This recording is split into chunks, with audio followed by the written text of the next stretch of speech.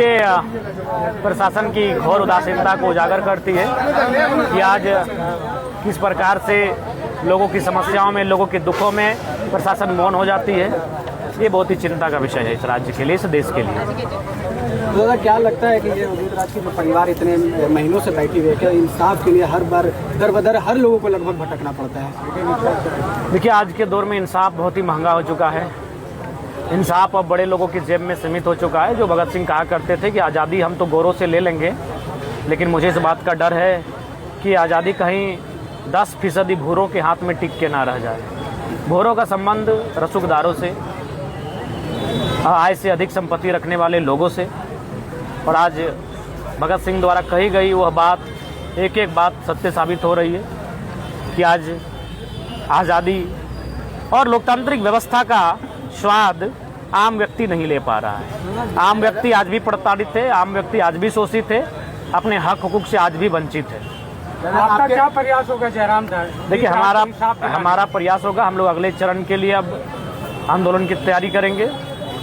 अब हम लोग जिस थाना में, इस थाना क्षेत्र में आता है, उस थाना के सामने अब हम लोग का कार्यक्रम होगा। अपितु होगा तो थाना में उस दिन बंद कर दिया जाएगा, एक जोरदार प्रदर्शन किया जाएगा, घेर दिया जाएगा।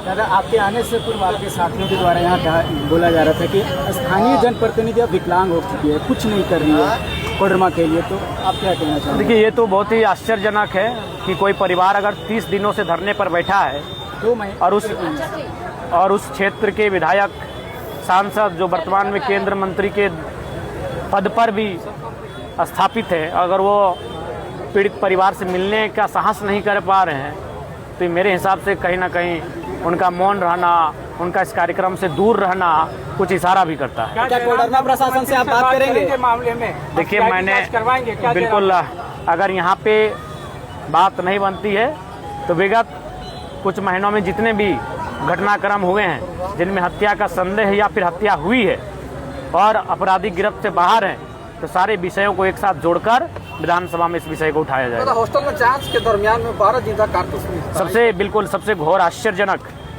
कि जिस विद्यालय में जो शिक्षा का मंदिर है, शिक्षा का केंद्र है, जहाँ कलमें बरामद होनी चाहिए थी, जहाँ किताबें बरामद होनी चाहिए थी, जहाँ पढ़ाई लिखाई में उपयोग किए जाने वाले सामग्री बरामद होनी चाहिए थी, वहाँ कारतूस का बरामद होना मेरे हिसाब से इस केस की एक महत्वपूर्ण कड़ी है जो हम हत्या की ओर जा रहे हैं। जैसा कि आपने कहा कि बेल मिल गया बहुत जल्द, तो क्या इसमें गवर्नमेंट के साथ साथ इसमें जिला पुलिस प्रशासन का योगदान होगा?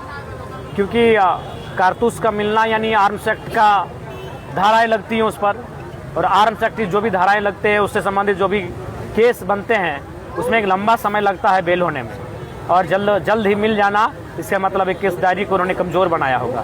अब सवाल है कि जो लोग हथियार रखते हैं उनकी केस डायरी को कोई अगर कमज़ोर बना रहा है तो इसके पीछे कोई कारण होगा, बिना कारण के केस डायरी कमज़ोर नहीं हुआ होगा। आए दिन सारे स्कूलों में ऐसी घटनाएं हो रही हैं। कुछ सालों पहले सफायर में भी हुई थी जिसमें बच्चे को मारा गया था और वो फिर से ओपन हुआ है।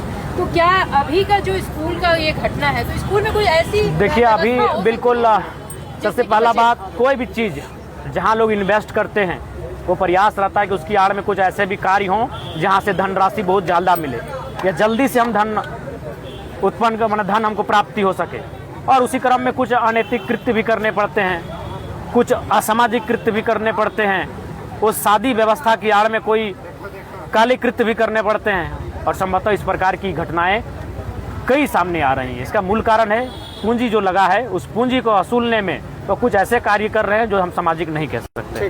दादा, उदित राज के अलावे और भी मामला अभी आपके संज्ञान में आया, तो इसमें क्या है? जी, 2-3 मामले आए। एक अंसारी जी का मामला आया जिनमें उनका 3 माह या 3 साल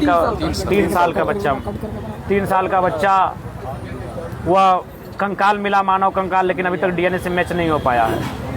एक हाजत में एक व्यक्ति का संदिग्ध स्थिति में मृत्यु हुआ, विजय यादव, फिर दशरथ यादव। मैं तो उनके परिवार से भी मिलने भी गया। हम अपने भाई कृष्णा जी के वैवाहिक कार्यक्रम में बधाई देने पहुंचे थे। उसी क्रम में जानकारी प्राप्त हुई कि उनके पड़ोस में ही एक नौजवान की संदेह की स्थिति में मृत्यु हुई है, हत्या हुई है। मैं उनसे मिला तो ये चीज़ें बता रही हैं कि प्रशासन अपना जो मूल कर्तव्य है, मूल कर्तव्यों से वह ओझल हो रही है। लगातार देखा जा रहा है कोडरमा में जिस तरीके से हत्याएं हो रही है, 2 दिन होता है, तीसरे दिन घटना घट जाता है, तो क्या कुछ कहिए? इसका मूल कारण है कि आप पहली घटना में जो दोषी हैं या फिर पहली घटना में आप इंटरेस्टेड नहीं हैं। जब पहली घटना, ये हम छोटा सा उदाहरण ले सकते हैं कि वो बच्चा बिगड़ता है जिस बच्चे को माता पिता डांट फटकार नहीं करते हैं, वह उसकी गलतियों को, उसकी नादानियों को इग्नोर कर देते हैं। अगर माता पिता डांट फटकार करते हैं तो शायद बच्चा दूसरी घटना या फिर वो बिगड़ता नहीं, वो बदमाश नहीं होता। तो ठीक उसी प्रकार अगर प्रशासन, पुलिस पहली घटना के बाद अगर एक्टिव हो जाती, सक्रिय हो जाती, अपराधी को अपने गिरफ्त में लेने के लिए पूरी तरह जी जान लगा देती, तो शायद दूसरी अथवा तीसरी घटना नहीं घटती। पहली घटना में मौन हो जाना दूसरी तीसरी घटना के लिए दावत है। मामला ईमानदारी से इस मामले में जांच हो, इसके लिए क्या डीजीपी से बात करेंगे जयराम जाओ? जी निसंदेह जो भी कोडरमा के मामले आए हैं, मैं हमारे कोडरमा जिला के जो भी सम्मानित प्रतिनिधिगण हैं, मनोज जी हैं, रवि जी हैं और तमाम हमारे जो साथीगण हैं, उनकी एक टीम के साथ हम लोग डीजीपी से मिलकर कोडरमा में जो घटनाएं घटित हो रही हैं विषय वस्तु से अवगत भी कराएंगे और उनसे कार्रवाई भी करवाने की हम लोग अपील करेंगे। जयराम महतो सुझाव देंगे या चेतावनी? देखिए, सुझाव और चेतावनी दोनों होगी।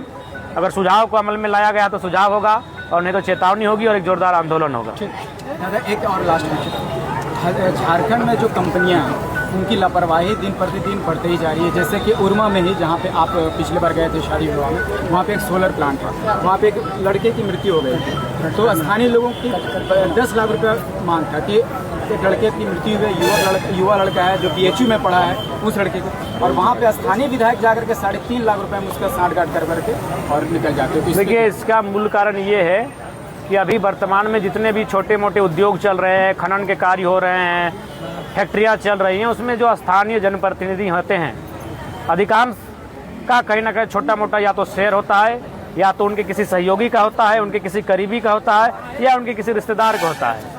तो जब उनके रिश्तेदार का होता है तो स्थानीय जनप्रतिनिधि भी कहीं मजबूर हो जाते हैं और वो समझौता कराने का प्रयास करते हैं, जो कि उचित नहीं है। मृत्यु हो चुकी है तो कहीं ना कहीं उसे एक उचित आर्थिक मुआवजा मिलना चाहिए, जिस मुआवजा के आधार पर उनके परिवार का बाकी का 1 दशक का जीवन कम से कम ठीक ठाक पार हो सके। दादा, इस प्रकार की जो भी घटनाएं हो रही है सदन में, इसकी आवाज़ उठाइए प्लीज, हम लोग चाहते हैं। जी बिल्कुल, जो भी घटनाएं घट रही हैं, जहां न्याय नहीं मिल रहा है, उन सारे कड़ियों को जोड़कर सदन में आवाज़ उठाया जाएगा।